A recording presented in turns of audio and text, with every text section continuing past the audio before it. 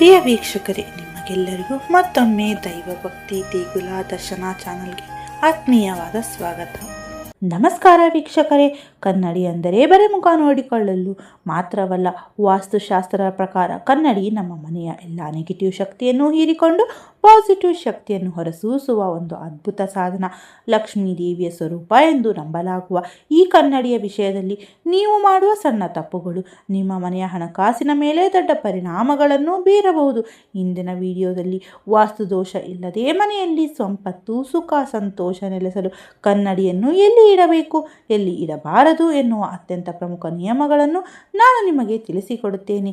ಈ ಮಾಹಿತಿಯನ್ನು ಮಿಸ್ ಮಾಡದೆ ಕೊನೆಯವರೆಗೂ ನೋಡಿ. ಹಾಗೆ ಇದೇ ರೀತಿಯ ಅನೇಕ ಉಪಯುಕ್ತ ಮಾಹಿತಿಗಳಿಗಾಗಿ ಮರೆಯದೆಯೇ ನಮ್ಮ ಚಾನಲನ್ನು ಸಬ್ಸ್ಕ್ರೈಬ್ ಮಾಡಿಕೊಳ್ಳಿ. ಮೊದಲು ಕನ್ನಡಿಯನ್ನು ಯಾವ ದಿಕ್ಕಿನಲ್ಲಿ ಅಪ್ಪಿತಪ್ಪಿಯೂ ಇಡಬಾರದು ಎಂದು ತಿಳಿದುಕೊಳ್ಳೋಣ. ಈ ನಿಯಮ ಮೀರಿದರೆ ಮನೆಯಲ್ಲಿ ಹಣ ನಿಲ್ಲೋದಿಲ್ಲ, ಜಗಳಗಳು ಹೆಚ್ಚಾಗುತ್ತಲೇ ಇರುತ್ತವೆ. ಆಗ್ನೇಯ ದಿಕ್ಕು, ದಕ್ಷಿಣ ಮತ್ತು ಪೂರ್ವದ ಮಧ್ಯೆ ಇರುವ ಈ ದಿಕ್ಕಿನಲ್ಲಿ ಯಾವುದೇ ಕಾರಣಕ್ಕೂ ಕನ್ನಡಿ ಇಡಬಾರದು. ಇಲ್ಲಿ ಕನ್ನಡಿ ಇದ್ದರೆ ಮನೆಯವರ ನಡುವೆ ಜಗಳಗಳು ಹೆಚ್ಚಾಗಿ ಶಾಂತಿ ಹಾಳಾಗುತ್ತದೆ. ಇದು ಮೊದಲ ಮತ್ತು ಪ್ರಮುಖ ಎಚ್ಚರಿಕೆ. ದಕ್ಷಿಣ ದಿಕ್ಕು ಮತ್ತು ಪಶ್ಚಿಮ ದಿಕ್ಕು, ಈ ಎರಡು ದಿಕ್ಕುಗಳ ಗೋಡೆಯ ಮೇಲೂ ಕನ್ನಡಿ ಇಡಬಾರದು. ಈ ದಿಕ್ಕುಗಳು ಋಣಾತ್ಮಕ ಶಕ್ತಿಯನ್ನು ಹೆಚ್ಚಿಸುತ್ತವೆ. ಮನೆಯ ಸೀಲಿಂಗ್ ಮೇಲೆ ಕನ್ನಡಿ ಹಾಕಿದ್ದರೆ ನೆಗೆಟಿವ್ ಶಕ್ತಿ ಹೆಚ್ಚು ಶುದ್ಧಿಯಾಗುತ್ತದೆ ಎನ್ನಲಾಗುತ್ತದೆ. ಇದರಿಂದ ದೂರ ಇರಿ. ಮನೆಯ ಮುಖ್ಯ ದ್ವಾರದಿಂದ ನೋಡಿದಾಗ ಎದುರಿಗೆ ನೇರವಾಗಿ ಕನ್ನಡಿ ಕಾಣಿಸುವಂತೆ ಹಾಕಲೇಬಾರದು.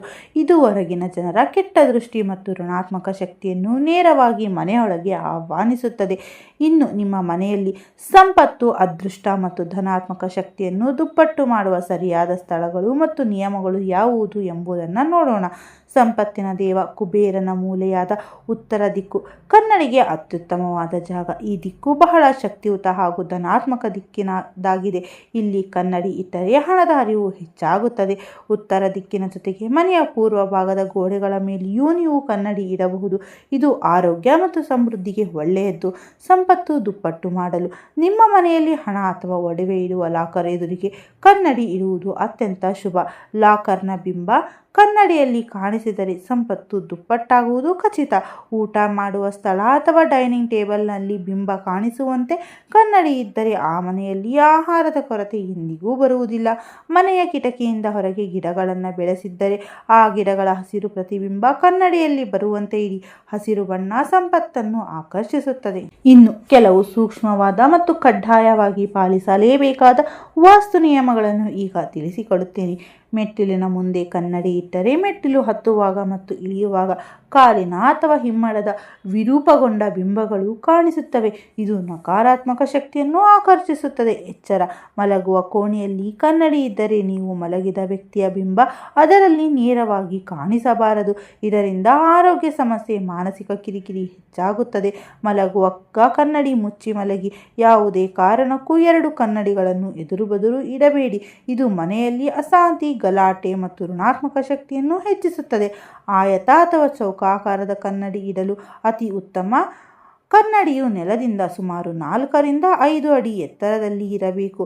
ಸಿಳಿಯಿರುವ, ಒಡೆದಿರುವ ಅಥವಾ ಫ್ರೇಮ್ ಹಾಳಾದ ಕನ್ನಡಿಯನ್ನು ಎಂದಿಗೂ ಮನೆಯಲ್ಲಿ ಇಟ್ಟುಕೊಳ್ಳಬೇಡಿ. ವಾಸ್ತುಶಾಸ್ತ್ರದ ಪ್ರಕಾರ ಇದು ದೊಡ್ಡ ದೋಷ. ಒಂದೊಮ್ಮೆ ಕನ್ನಡಿ ಇದ್ದಕ್ಕಿದ್ದಂತೆ ಒಡೆದರೆ ಮನೆಯಲ್ಲಿ ಬರಬಹುದಾಗಿದ್ದ ದೊಡ್ಡ ಸಮಸ್ಯೆ ದೂರವಾಗಿದೆ ಎಂದರ್ಥ. ಕೂಡಲೇ ಒಡೆದ ಗಾಜನ್ನು ಹೊರಹಾಕಿ ಹೊಸ ಕನ್ನಡಿ ಅಳವಡಿಸಿ. ಎಂದಿಗೂ ಕನ್ನಡಿಯನ್ನು ಕತ್ತಲೆ ಇರಬಾರದು. ಬೆಳಕು ಇರುವ ಕಡೆ ಕನ್ನಡಿ ಇಡುವುದು ಶುಭ. ಮತ್ತು ಕನ್ನಡಿಯು ಯಾವಾಗಲೂ ಸ್ವಚ್ಛ ಮತ್ತು ಸ್ಪಷ್ಟದ ಪ್ರತಿಬಿಂಬವನ್ನು ತೋರಿಸಬೇಕು. ಸ್ನೇಹಿತರೆ, ಕನ್ನಡಿಯನ್ನು ಲಕ್ಷ್ಮಿ ಸ್ವರೂಪವಾಗಿ ಕಾಣಲಾಗುತ್ತದೆ. ಈ ವಾಸ್ತು ನಿಯಮಗಳನ್ನು ನೀವು ಸರಿಯಾಗಿ ಪಾಲಿಸಿದರೆ ನಿಮ್ಮ ಮನೆಯಲ್ಲಿ ಧನಾತ್ಮಕ ಶಕ್ತಿ, ಸುಖ, ಶಾಂತಿ ಮತ್ತು ಅಪಾರ ಅದೃಷ್ಟ ಖಂಡಿತವಾಗಿಯೂ ಪ್ರಾಪ್ತಿಯಾಗುತ್ತದೆ.